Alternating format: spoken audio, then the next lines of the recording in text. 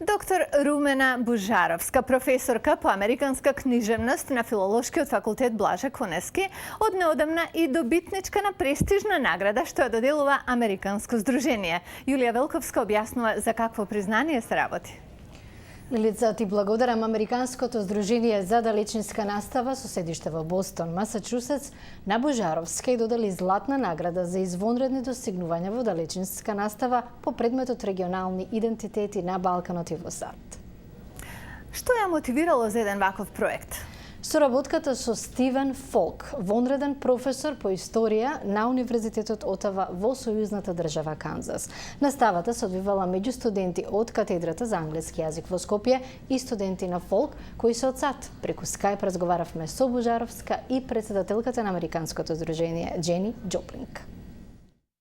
Наградите на здруженијето се доделуваат во повеќе категории на организации, компании и поединци за достигнувања во онлайн, видеоконференциско, сателитско и комбинирано учење. Курсот на Бужаровска траел еден семестар. Фактички ние ги споивме студентите од едната држава со студентите од другата држава на онлайн платформа, при што тие всушност учеа едни од други. И тоа го направи овој курс различен од другите, бидејќи не беше абстрактна целата идеја во однос на идентитетите, на културата на државите во Балканот, посебно во однос на Македонија, исто така во однос на идентитетот и културата на Америка. Затоа што сето она што го учевме, всушност потоа студентите си го споделуваа од прва рака со своји искуства.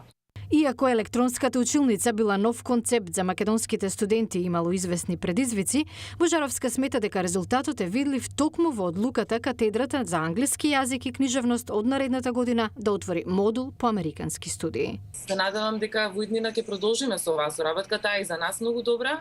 Меѓутоа и за нив се скршија 300 предрасуди кои што ги имаа. И моите студенти спрема Америка, а посебно исто така и од американските студенти спрема Европа, спрема Балканот и така натаму. Джени Джоплинг преседава со Американското здружение за далечинска настава, говори за наградената македонско-американска соработка. Беше преубаво замислена и организирана од обајцата професори. Студентите од Македонија и САД беа водени низ платформа што придонесе за нивна комуникација и интеракција. Учеа за културата на обете земји со мощни интересни ресурси за актуелните и историските збиднувања, што се заедно резултираше во една фасцинантна конверзација. Соработката со Македонија ја илустрира мисијата на здруженијето да допира надвор од националните граници токму со помош на современата комуникацијска технологија.